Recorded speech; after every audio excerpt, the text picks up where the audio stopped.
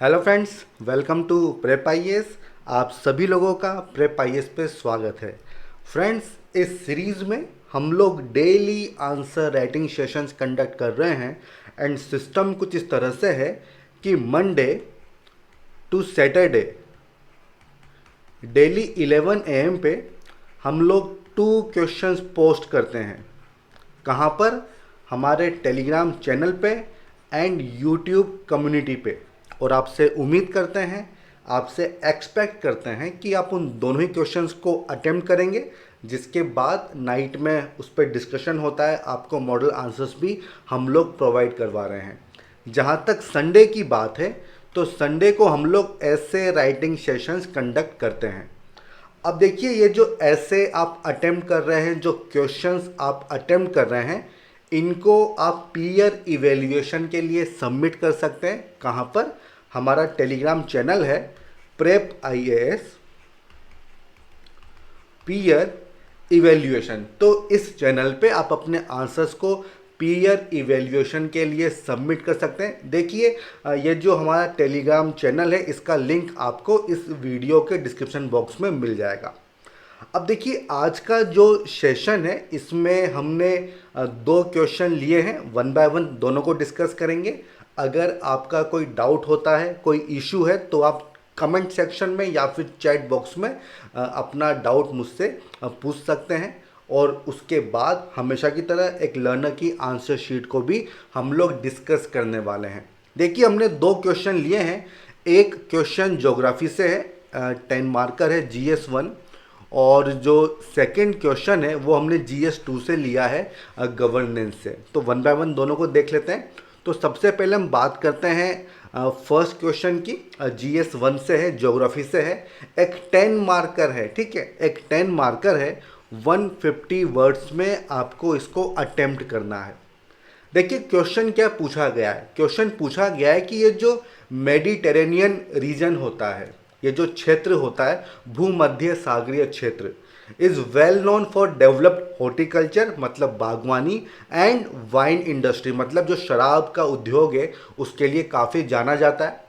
Explain the factors responsible for it. तो इसके लिए कौन कौन से फैक्टर्स रिस्पॉन्सिबल हैं जिसकी वजह से वहाँ पे हॉर्टिकल्चर मतलब बागवानी एंड वाइन इंडस्ट्री मतलब शराब उद्योग काफ़ी विकसित है। तो उसके फैक्टर्स आपको बताने होंगे। स्ट्रेट फॉरवर्ड क्वेश्चन है।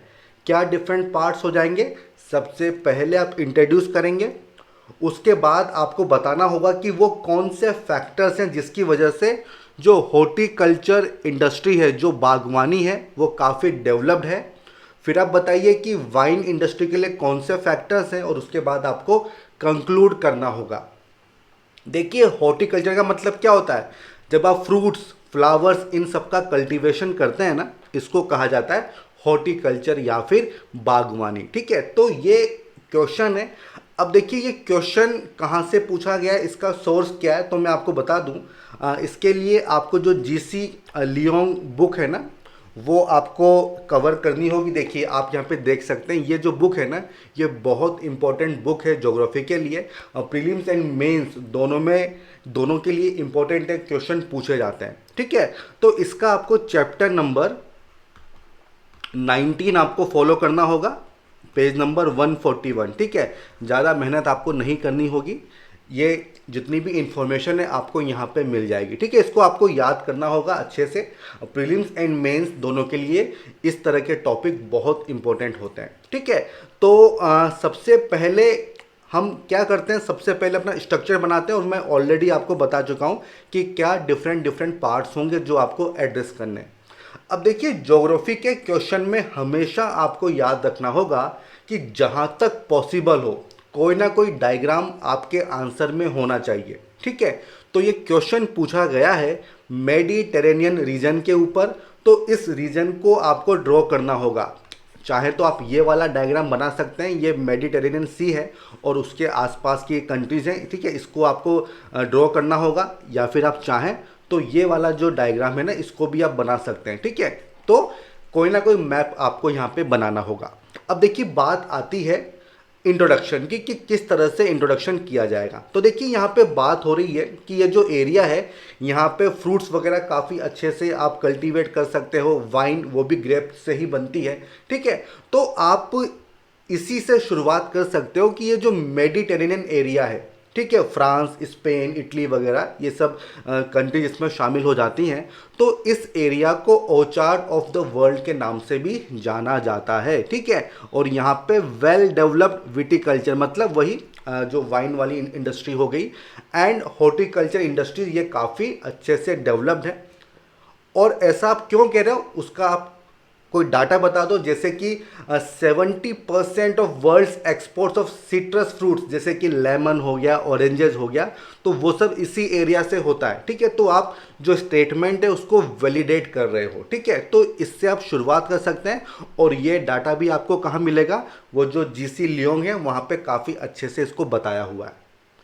अब देखिए ये जो मेडिटेरेनियन जो एरिया है ना, ये हमारे लिए बहुत इंपॉर्टेंट है, क्योंकि अगर आप वर्ल्ड क्लाइमेटिक जोन्स देखेंगे तो उस पर अक्सर क्वेश्चन पूछे जाते हैं प्रीलिम्स एंड मेंस दोनों में, ठीक है। और मेडिटेरेनियन जो एरिया ये बहुत ही ज़्यादा इंपॉर्टेंट है, ठीक है। ये जो एरिया ये कहाँ पे आपको देखने को मिलेगा, ये आपको देखने को मिलेगा 30 degree to 45 degree north and south of equator. तो वहाँ पे इस तरह का जो क्लाइमेट है वो आपको देखने को मिलेगा।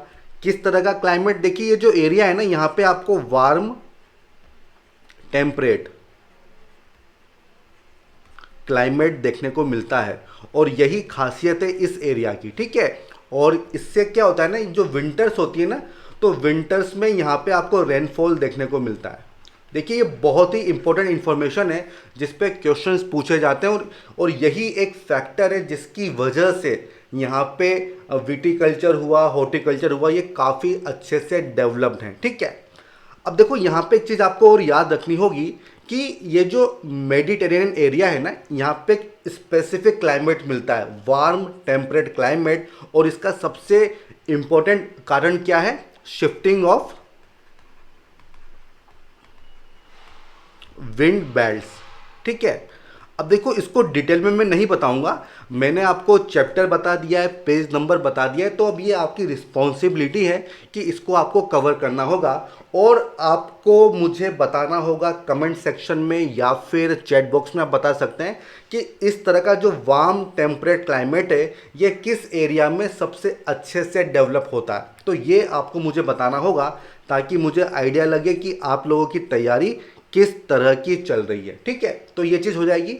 अब देखो यहाँ पे आपको ये भी चीज़ बतानी होगी कि ये जो एरिया है ना, यहाँ में जो क्लाइमेटिक कंडीशन है वो बहुत ही अलग तरीके की है, तो वो आपको बतानी होगी। मैं आपको बता देता हूँ, देखिए जहाँ तक बात है समर्स की, तो यहाँ पे ड्राई एंड वार्म समर्स आपको देखने को मिलती है, मतलब बारिश जो है वो गर्मियों में नहीं होगी, जबकि जो रेनफॉल है वो मैक्सिमम आपको मिलेगा विंटर में, ठीक है। और विंटर काफ़ी माइल्ड होते हैं, इसलिए आप देखेंगे कि काफ़ी सारे टूरिस्ट यहाँ पे घूमने जाते हैं, क्योंकि यहाँ पे विंटर्स काफ़ी माइल्ड होते हैं, ठीक है। जो सर्दियाँ होती हैं वो इतनी ज़्यादा नहीं वहाँ पे पड़ती हैं, ठीक है। तो hot dry summer and wet mild winter, ये यहाँ का क्लाइमेट है, और यही फैक्टर है जिसकी वजह से ये क्वेश्चन पूछा गया है, ठीक है। तो फर्स्ट पार्ट क्या है, factors for development of horticulture, बागवानी के लिए। तो देखिए सबसे पहला पॉइंट तो ये है कि यहाँ का जो क्लाइमेट है ना वो काफ़ी सूटेबल है, और वो किस तरह से वो मैं ऑलरेडी आपको बता चुका हूँ कि समर्स जो है वो वार्म है एंड जो विंटर्स हैं वो कूल हैं, मॉइस्ट हैं। अब देखिए इससे क्या फ़र्क पड़ता है हॉर्टिकल्चर पे, क्योंकि देखिए अगर वार्म टेम्परेचर होगा ना तो काफ़ी लॉन्ग ग्रोइंग सीजन होगा और उससे काफ़ी अच्छी क्वालिटी मेंटेन होती है। अगर सनी समर होगा, मतलब धूप वगैरह अच्छे से निकलेगी गर्मियों में, ठीक है, क्योंकि देखिए ये जो एरिया है यहाँ पे क्लाउड्स वगैरह नहीं बनते हैं, ठीक है, क्लाउड्स वगैरह नहीं होते हैं, ह्यूमिडिटी काफ़ी कम होती है, तो इससे क्या होगा, हार्वेस्टिंग काफ़ी अच्छे से होती है, जो फ्रूट है ना वो अच्छे से पकता है, ठीक है। तो ये चीज़ आप यहाँ पे मेंशन कर सकते हैं।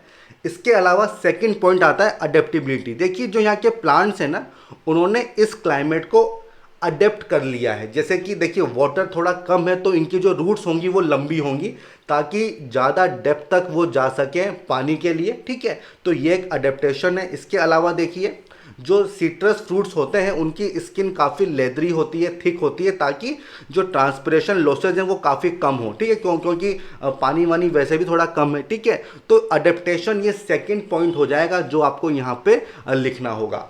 इसके अलावा देखिए इस एरिया में काफ़ी अच्छी इरिगेशनल इंफ्रास्ट्रक्चर फैसिलिटीज़ अवेलेबल है जिससे आप अच्छे से इरिगेशन वगैरह कर सकते हो, एंड सॉइल भी यहाँ पे फर्टाइल सॉइल मिलती है, ठीक है।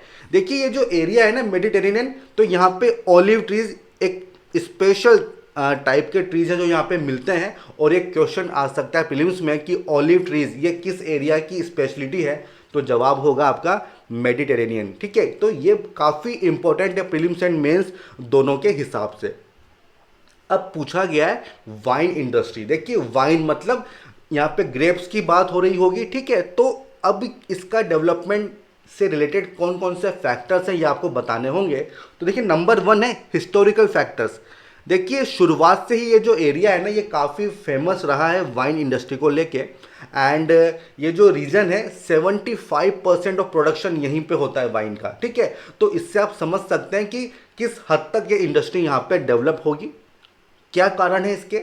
एक तो हिस्टोरिकल फैक्टर शुरुआत से ही चला आ रहा है, दूसरा लोकल डिमांड काफ़ी ज़्यादा है, ठीक है। लोकल डिमांड, स्पेन फ्रांस ये वाले जो देश हैं यहाँ के लोग काफ़ी ड्रिंक करते हैं, ठीक है, उनकी डेली फूड हैबिट ये होती है, ठीक है। तो लोकल डिमांड होगा तो सप्लाई भी होगा, इसे ऑब्वियस सी बात है। इसके अलावा देखिए इंडस्ट्री के लिए सबसे ज़रूरी चीज़ क्या होती है? रॉ मटेरियल, और वो यहाँ पे क्या है? ग्रेप्स हैं, और वो काफ़ी अच्छी क्वालिटी के यहाँ पे बनते हैं, उनको कल्टीवेट किया जाता है। वो क्यों, हम पहले ही देख चुके हैं, वो सारे पॉइंट्स आपको याद होने चाहिए। एंड जितने भी ग्रेप्स यहाँ पे कल्टीवेट होते हैं उसका 85%, ठीक है, 85% वो वाइन मेकिंग में यूज होता है, और इसकी क्वालिटी काफ़ी अच्छी होती है क्योंकि फेवरेबल कंडीशन है यहाँ पे हॉर्टिकल्चर के लिए, ठीक है। तो ये हो जाएगा रॉ मटेरियल। देन जियो क्लाइमेटिक फैक्टर्स, जैसे कि सॉइल की क्वालिटी काफ़ी अच्छी है, क्लाइमेट बहुत फेवरेबल है, ठीक है। तो ये सब चीज़ें फेवर करते हैं वाइन इंडस्ट्री को लेके। इसके अलावा देखिए मार्केटिंग, देखिए ये जो जितनी भी कंट्रीज है ना, तो सबका एक एक्सक्लूसिव टेस्ट होता है, ठीक है, और उसको मेंटेन किया गया किस तरह से? अलग अलग नाम देके। जैसे कि आप अगर देखें तो जो पेरिस वाला जो एरिया है तो शैंपेन के नाम से वहाँ पे जाना जाएगा, ठीक है। जैसे कि पोर्तुगाल वाला एरिया है तो वहाँ पे क्या बोला जाएगा? Port wine. तो इस तरह से अलग अलग नाम जो हैं वो दिए गए हैं ताकि जो उनकी एक्सक्लूसिविटी है वो मेंटेन रहे, ठीक है। तो मार्केटिंग, तो ये सारे फैक्टर्स हैं जिसकी वजह से वाइन इंडस्ट्री काफ़ी अच्छे से वहाँ पे डेवलप हुई है, ठीक है। तो ये हो जाएगा सेकेंड पार्ट। अब देखिए इसके बाद आपको कंक्लूड करना होगा। तो देखिए ज्योग्राफी के क्वेश्चन में अक्सर ये समस्या आती है, ये प्रॉब्लम आती है कि भाई कुछ क्वेश्चंस ऐसे होते हैं जहाँ पे किस तरह से कंक्लूड करें समझ में नहीं आता। जैसे कि ये वाला क्वेश्चन है तो आप सिंपली लिख दो कि 10 various factors ranging from climatic to historical factors they help in the development of this industry, ठीक है। तो ये भी एक अच्छा कंक्लूजन माना जाएगा, ठीक है। तो इस तरह से आप इसको एंड कर सकते हो, ठीक है। तो ये फर्स्ट क्वेश्चन हो गया। अगर आपका कोई डाउट है, कोई आपका इशू है तो आप मुझसे पूछ सकते हो। अब हम आते हैं सेकेंड क्वेश्चन की तरफ जो कि गवर्नेंस से है। एक 15 मार्कर है, 250 वर्ड्स में आपको इसको अटेम्प्ट करना होगा। देखिए क्वेश्चन क्या है, ये क्वेश्चन बिलोंग करता है GS2 पॉलिटी एंड गवर्नेंस से, एंड इस तरह के काफ़ी क्वेश्चंस पूछे जाते हैं। टू इंश्योर गुड गवर्नेंस, सुशासन को इंश्योर करने के लिए, ठीक है, to ensure good governance, information sharing among all the stakeholders in the functioning of government is a leading practice. Discuss with suitable examples. तो देखिए साफ साफ कहा गया है कि आपको डिस्कस करना और आपको एग्जाम्पल्स देने होंगे। तो अगर आपके आंसर्स में एग्जाम्पल्स नहीं है तो आपके मार्क्स कम हो जाएंगे, एग्जाम्पल्स होने चाहिए। देखिए क्वेश्चन क्या है, क्वेश्चन ये कहा गया है कि अगर आप गुड गवर्नेंस चाहते हैं तो उसके लिए क्या करना होगा? जो इंफॉर्मेशन शेयरिंग है उसको आपको प्रमोट करना होगा, और किसके बीच में? जितने भी स्टेक होल्डर्स हैं, जितने भी हितधारक हैं उनके बीच में आपको इन्फॉर्मेशन को शेयर करना होगा। और अगर ऐसा आप करेंगे तो इससे गुड गवर्नेंस, सुशासन जो है वो प्रमोट होगा। इसका मतलब यहाँ पे क्या बात हो रही है, यहाँ पे बात हो रही है ट्रांसपेरेंसी की। यहाँ पे ट्रांसपेरेंसी की बात हो रही है कि वो बहुत ही क्रूशियल चीज़ है, जो इन्फॉर्मेशन है वो पब्लिक डोमेन में होनी चाहिए, ये इस क्वेश्चन में कहा गया है। और इसको आपको डिस्कस करना है विद सुटेबल एग्जाम्पल्स। तो देखिए क्या इसके डिफरेंट पार्ट्स हो जाएंगे। बहुत ही आसान सा क्वेश्चन है। सबसे पहले आप इंट्रोड्यूस करेंगे, उसके बाद आपको बताना होगा कि किस तरह से अगर इंफॉर्मेशन शेयरिंग होती है तो उससे गुड गवर्नेंस को आप इंश्योर कर सकते हो। ठीक है, इसको आपको एक्सप्लेन करना होगा, जो भी पॉइंट्स हैं वो आपको लिखने होंगे एंड उसके बाद में आपको कंक्लूड करना होगा। और जब आप एक्सप्लेन कर रहे हैं तो यहाँ पे एग्जाम्पल्स भी होने चाहिए। ठीक है, तो ये हो जाएगा इसका स्ट्रक्चर। ठीक है, जो इस क्वेश्चन की डिमांड है। अब देखिए जहाँ तक इंट्रोडक्शन की बात है ना, तो अगर आप क्वेश्चन देखें तो इसमें एक कीवर्ड तो क्या है, गुड गवर्नेंस। दूसरा कीवर्ड क्या है, इंफॉर्मेशन शेयरिंग, मतलब आप यहाँ पे ट्रांसपेरेंसी की बात कर सकते हो। तो देखिए आप इंफॉर्मेशन शेयरिंग से भी स्टार्ट कर सकते हो, ट्रांसपेरेंसी क्यों इंपॉर्टेंट है। आप गुड गवर्नेंस से भी स्टार्ट कर सकते हो। बट देखिए अगर आप इस क्वेश्चन को सही से पढ़ेंगे ना, तो अगर आप इंफॉर्मेशन शेयरिंग की इंपॉर्टेंस बताते हैं, ट्रांसपेरेंसी क्यों जरूरी है अगर वो बताते हैं, तो वो अच्छा इंट्रोडक्शन होगा as compare to good governance. ठीक है, तो आप दोनों से शुरुआत कर सकते हैं, लेकिन अगर ट्रांसपेरेंसी से शुरुआत करते हैं तो अच्छा और अच्छी शुरुआत मानी जाएगी। आप इस तरह से इसको समझ सकते हो। ठीक है, अब देखो इंट्रोडक्शन किस तरह से करोगे, आप बता दो कि भाई ट्रांसपेरेंसी क्यों जरूरी है। क्योंकि देखिए अगर सीक्रेसी होगी, अगर इंफॉर्मेशन पब्लिक डोमेन में है ही नहीं, तो भाई जो सिटीजन्स हैं वो किस तरह से गवर्नमेंट की परफॉर्मेंस को देख पाएंगे, गवर्नमेंट सही काम कर रही है कि नहीं कर रही है कैसे पता चलेगा, किस तरह से वो चेक करेंगे कि वो पावर को कहीं मिसयूज तो नहीं कर रहे हैं। ऑब्वियस सी बात है ना, तो इंफॉर्मेशन होनी चाहिए। जैसे कि हमारा एक अन्ना आंदोलन था, इंडिया अगेंस्ट करप्शन, तो काफ़ी सारी इंफॉर्मेशन पब्लिक डोमेन में थी कि भाई काफ़ी कुछ करप्शन हो रहा है, तो वो पता था, तभी तो सिटीजन ने एक तरह का आंदोलन क्रिएट किया। अगर वो चीज़ पता ही नहीं चलती, सीक्रेसी होती, तो फिर वो आंदोलन क्रिएट होता ही नहीं। ठीक है, तो ये मैंने आपको एग्जाम्पल दिया है। इसके अलावा देखिए अगर इंफॉर्मेशन पब्लिक डोमेन में नहीं है तो उससे क्या होता है कि जो सिटीजन है वो डिसएम्पावर्ड फील करता है, उसको ऐसा लगता है कि भाई मेरे पास कोई पावर ही नहीं, क्योंकि भाई इंफॉर्मेशन इक्वल टू पावर। अगर आपके पास पता है कि गवर्नमेंट किस बेसिस पे डिसीजन ले रही है, किस तरह से रिसोर्सेज का यूज़ कर रही है, क्या कुछ करप्शन हो रहा है क्या, तो वही चीज़ पावर होती है। ठीक है, तो अगर ऐसा नहीं है तो मिसट्रस्ट होगा, आप उस गवर्नमेंट को बिलीव नहीं करेंगे। ठीक है, जैसा कि मैं आपको बताऊं आज की डेट में, जैसा कि पीएम केयर्स फंड है। ठीक है, पीएम केयर्स फंड है, इलेक्टोरल बॉन्ड्स हैं, तो इसमें काफ़ी कुछ सीक्रेसी है, इंफॉर्मेशन पब्लिक डोमेन में नहीं है, और इसीलिए काफ़ी न्यूज़ में रहता है कि भाई इसका मिसयूज हो रहा है। तो इसीलिए इंफॉर्मेशन शेयरिंग काफ़ी इंपॉर्टेंट होती है, इससे आप शुरुआत कर सकते हैं। ठीक है, तो ये अच्छी शुरुआत हो जाएगी। अब देखिए क्या पूछा गया है कि इंफॉर्मेशन शेयरिंग से किस तरह से गुड गवर्नेंस इंश्योर होती है, तो अब वो सारे फैक्टर्स आपको बताने होंगे विद एग्जांपल्स। तो देखिए अगर इंफॉर्मेशन शेयरिंग है तो सबसे पहले इससे क्या होगा, सबसे पहली बात तो यह है कि लोग पार्टिसिपेट करेंगे गवर्नेंस में। मैंने आपको बताया क्या, इंडिया अगेंस्ट करप्शन। ठीक है, आप सोशल ऑडिट की बात कर सकते हो, अगर इंफॉर्मेशन आपके पास है तो आप गवर्नमेंट की पॉलिसीज़ को इवेल्युएट कर सकते हो, तो लोगों का पार्टिसिपेशन आप इंश्योर कर सकते हो। Second one is efficiency. अब देखो अगर कोई गवर्नमेंट ऑफिसर है, अगर उसको ये पता है कि भाई ये जितनी भी इंफॉर्मेशन है ये पब्लिक डोमेन में है, करप्शन करना काफ़ी मुश्किल है, तो वो क्या करेगा, एफिशिएंसी मेंटेन करेगा। क्योंकि अगर एफिशिएंसी मेंटेन नहीं होगी तो फिर गवर्नमेंट को क्रिटिसाइज किया जा सकता है। ठीक है, और आप जानते हैं कि गवर्नमेंट की परफॉर्मेंस ब्यूरोक्रेसी की परफॉर्मेंस से ही डिसाइड होती है। ठीक है, तो एफिशिएंसी आप इंश्योर कर सकते हैं, और इसका एग्जाम्पल क्या है देखिए, भूमि प्रोजेक्ट, ये कहाँ का प्रोजेक्ट है, कर्नाटका का एक ई गवर्नेंस प्रोजेक्ट था। और इसमें क्या था कि लैंड रिकॉर्ड से संबंधित जितनी भी इंफॉर्मेशन थी वो पब्लिक डोमेन में थी। तो इससे क्या हुआ कि लैंड का मैनेजमेंट पहले भी होता था, लेकिन इस प्रोजेक्ट के बाद वो काफ़ी एफिशिएंट हो गया, क्योंकि सारी की सारी इंफॉर्मेशन पब्लिक डोमेन में थी। आप कुछ भी चीज़ सीक्रेट नहीं रख सकते हो, ठीक है। और क्या पॉइंट हो सकता है? इफेक्टिवनेस। इफेक्टिवनेस देखिए, अगर आपके पास इंफॉर्मेशन है कि यार ग्राउंड पे जो पॉलिसी का इम्प्लीमेंटेशन है वो सही से नहीं हो रहा है, हमको कुछ चेंजेस करने चाहिए पॉलिसी में, तब क्या होगा, वो पॉलिसी और ज़्यादा इफेक्टिव हो जाएगी। किस तरह से? देखिए, आप एग्जांपल दे सकते हैं। हमने बात की थी एस्पिरेशनल डिस्ट्रिक्ट प्रोग्राम की, उसमें एक चैंपियंस ऑफ चेंज प्लेटफॉर्म है, ठीक है। इसका पर्पस क्या है कि देखिए यहाँ पे जितना भी रियल टाइम डाटा होता है वो यहाँ पे रहेगा, रिपोर्ट्स वगैरह आती है, तो वहाँ पे आपको पता रहता है कि कौन सा एरिया लैक कर रहा है, ठीक है, कहाँ पे हमको रेमेडियल एक्शन लेने हैं, कहाँ पे हमको और रिफॉर्म्स करने हैं, ठीक है। तो इससे क्या होता है, एफिशिएंसी इफेक्टिवनेस आपकी बढ़ जाती है। देन आता है इक्विटी।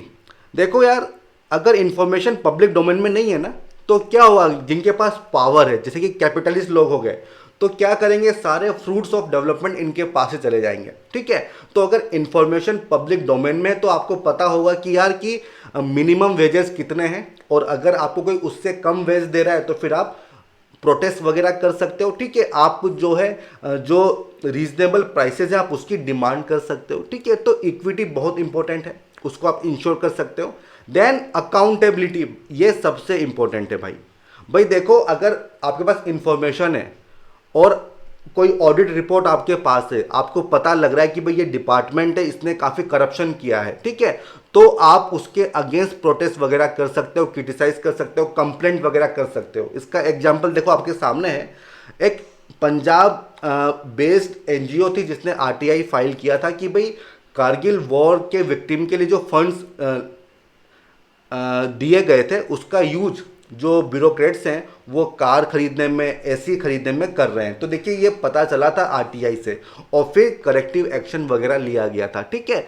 तो ये सब चीज़ें बहुत ज़रूरी है। अगर इंफॉर्मेशन पब्लिक डोमेन में होती है, उसकी शेयरिंग वगैरह होती है, तो फिर आप गवर्नमेंट की एक्टिविटीज़ पे चेक कर सकते हो, उनको कंट्रोल कर सकते हो, ठीक है। और फिर देखिए इसके बाद आता है कंक्लूजन, कि किस तरह से आप कंक्लूड करोगे। तो देखिए यहाँ पे इंफॉर्मेशन की बात हो रही है, तो देखिए जब भी इंफॉर्मेशन की बात हो रही है तो आप सभी लोगों के माइंड में राइट टू इंफॉर्मेशन ये जरूर क्लिक कर रहा होगा ना, तो उससे आप एंड कर सकते हो कि भाई इंफॉर्मेशन शेयरिंग को इंश्योर करने के लिए गवर्नमेंट ने 2005 में इस एक्ट को पास किया था। तो इससे आप कंक्लूड कर सकते हो, ठीक है। ये काफ़ी अच्छा कंक्लूजन माना जाएगा।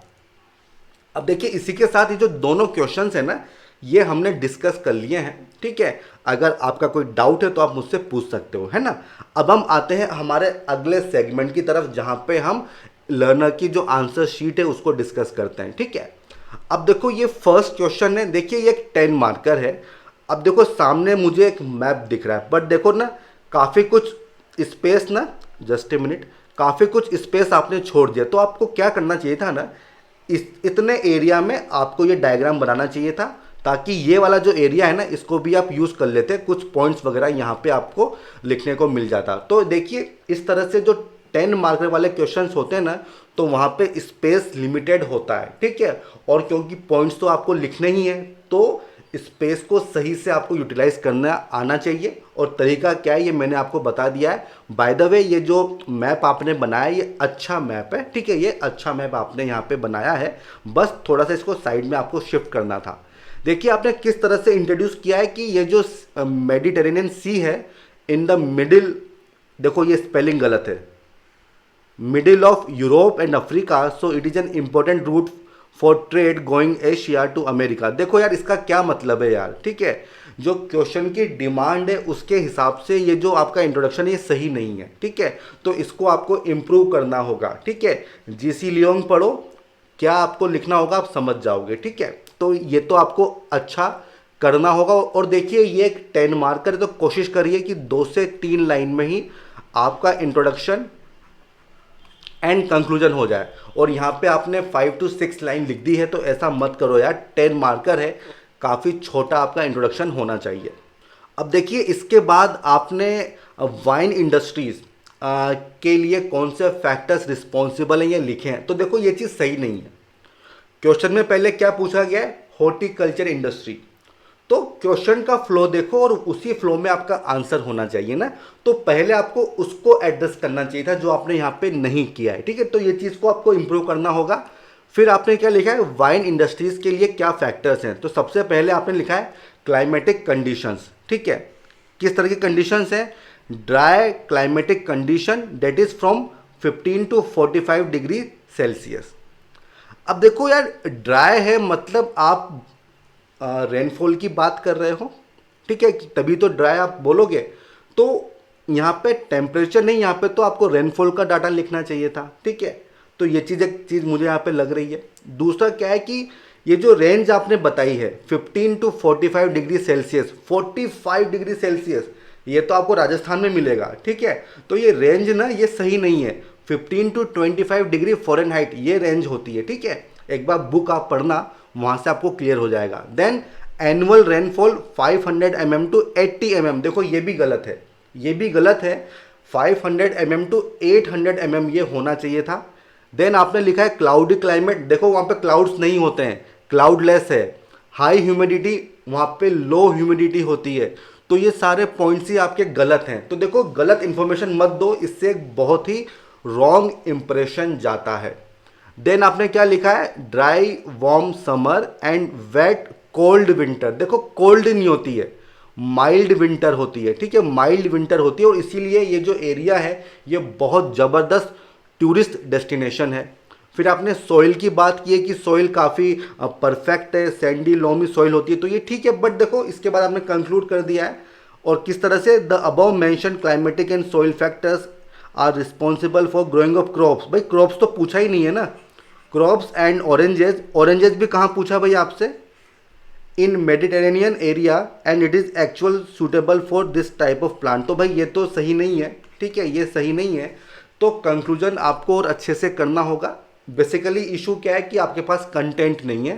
तो जीसी लियोंग आपको पढ़नी होगी, वो जो पूरा चैप्टर है आप पढ़ लीजिए। कंटेंट को एनरिच करना होगा, जो सारी डायमेंशन है वो आपको एड्रेस करनी चाहिए, ठीक है। और गलत इन्फॉर्मेशन मत दो, ठीक है, गलत इन्फॉर्मेशन मत दो। जितने भी पार्ट्स पूछे गए हैं वो सब आपको एड्रेस करने चाहिए, ठीक है। तो देखिए कंक्लूजन आपने अच्छा नहीं लिखा है, ठीक है, क्रॉप्स ऑरेंजेस ये पूछा नहीं गया है, ठीक है। तो क्यों उसको मेंशन कर रहे हो, तो भाई ये मेरी ऑब्जर्वेशन है। एंड देखिए काफ़ी छोटा आपका ये आंसर है, ठीक है, तो थोड़ा इसमें भी आपको वर्क करना होगा, ठीक है, थोड़ा इसमें भी आपको वर्क करना होगा, ठीक है। अब आते हैं सेकंड क्वेश्चन की तरफ। यहाँ पे इन्होंने शुरुआत की है गुड गवर्नेंस वर्ल्ड बैंक की डेफिनेशन। तो देखो ये भी ठीक इंट्रोडक्शन है, लेकिन जैसा कि मैंने पहले कहा था, अगर आप बात करते हैं ट्रांसपेरेंसी की, सीक्रेसी की, तो वो और ज़्यादा इफेक्टिव होता। ये भी सही है, मैं इसको गलत नहीं कह रहा हूँ, ये भी सही है। बट इससे अच्छा वो होता, आपने जो 8 इसके एलिमेंट्स होते हैं वो सब लिखे हैं, तो ये भी एक अच्छी बात है। फिर आपने बताया है कि भाई इंफॉर्मेशन शेयरिंग क्यों ज़रूरी है, क्योंकि इससे accountability, responsiveness, efficient and participation ये सब चीज़ें आप इंश्योर कर सकते हो। तो भाई देखो इसको आपको एक्सप्लेन करना है, यही तो की डिमांड है क्वेश्चन की, ठीक है। इसको एक लाइन में लिखने से काम नहीं चलेगा, आपको इसको एक्सप्लेन करना होगा और उसके बिना आपको मार्क्स नहीं मिलेंगे, ठीक है। फिर आपने क्या लिखा है, information sharing allows better reach of government, सही बात है। करप्ट प्रैक्टिसेस आपको पता चल जाएंगी, लूप होल्स पता चलेंगे। भाई इसके एग्जाम्पल्स तो बताओ ना, काफ़ी सारे ई गवर्नेंस इनिशिएटिव हैं वो आपको लिख देने चाहिए, ठीक है, कि किस तरह से बेटर रीच हो रही है। आप माई जीओवी की बात कर सकते हैं, ठीक है, आप काफ़ी कुछ एग्जाम्पल्स यहाँ पे दे सकते हैं। और देखिए काफ़ी कुछ डायमेंशन आपने यहाँ पे भी मिस की हैं, तो उनको भी आपको ऐड करना होगा, ठीक है। एडिकेट फीडबैक, तो भाई आप यहाँ पे सीपी ग्राम्स की बात कर सकते हो, ठीक है। तो आपको एग्जाम्पल्स देने होंगे क्योंकि क्वेश्चन की डिमांड है कि भाई एग्जाम्पल बताओ। फिर आपने क्या लिखा है कि government of India practices information sharing through various ways, जैसे कि ड्राफ्ट पॉलिसीज़ वगैरह हो गई, तो ये बात ठीक है। ई गवर्नेंस फैसिलिटीज़, भाई इसका एग्जाम्पल देना होगा ना, one day governance, vital information in budget, तो भाई ठीक है आपने कुछ कुछ इन्फॉर्मेशन दी है, बट जो की डिमांड है ना वो आपने फुलफिल नहीं की है ना। एग्जाम्पल्स आपको देने होंगे और किस तरह से अकाउंटेबिलिटी आप इंश्योर कर रहे हो, किस तरह से रिस्पॉन्सिवनेस आप इंश्योर कर रहे हो, किस तरह से इफेक्टिविटी एंड एफिशिएंसी इंक्रीज हो रही है, किस तरह से पार्टिसिपेशन हो रहा है। तो ये सब चीज़ें आपने एक्सप्लेन नहीं की है, ठीक है ना। तो ये इस क्वेश्चन की डिमांड थी जो आप नहीं समझ पाए हो। फिर आपने किस तरह से कंक्लूड किया है, for overall good governance with all the domains of it power sharing is an essential feature. अब देखो पावर शेयरिंग की तो बात ही नहीं हो रही है, क्वेश्चन क्या था, इंफॉर्मेशन शेयरिंग का, तो ये चीज़ सही नहीं है। ठीक है, some tools which provide information sharing, आपने यहाँ पे आरटीआई की बात की है, तो भाई ये चीज़ सही है। ठीक है, ये चीज़ सही है, लेकिन पावर शेयरिंग की बात यहाँ पे नहीं है, यहाँ पे इंफॉर्मेशन शेयरिंग की बात हुई है। ठीक है, तो ये मेरी ऑब्जर्वेशन है, काफ़ी छोटा ये आपने आंसर लिखा है, थोड़ा इसको आप और बड़ा भी कर सकते थे, काफ़ी कुछ अभी स्कोप है इसमें। ठीक है, और एग्जाम्पल्स आप दे सकते थे और डायमेंशन आप ऐड कर सकते थे। ठीक है, तो ये सब मेरी ऑब्जर्वेशन है। ठीक है, अगर ये सब चीज़ें नहीं भी लिखते तो काम चलता। ठीक है, ये सब चीज़ें नहीं भी लिखते तो काम चल जाता। ठीक है, जो मेन डिमांड है ना वो आपने मतलब उसको पूरा नहीं किया है। ठीक है, तो देखो इसी के साथ ना ये जो हमारा आज का सेशन है इसको हम कंक्लूड करते हैं। अगर आपका कोई डाउट है, कोई इशू है, तो आप कमेंट सेक्शन में चैट बॉक्स में लिख के मुझसे पूछ सकते हैं। अगर आपको सेशन पसंद आया हो तो इसको लाइक करो, साथ ही साथ हमारे चैनल को सब्सक्राइब करो, शेयर करो, फॉरवर्ड करो, ताकि मैक्सिमम लोग हमारे इस इनिशिएटिव से जुड़ सकें। तो ठीक है फ्रेंड्स, हम फिर मिलेंगे, तब तक के लिए all the best, good bye.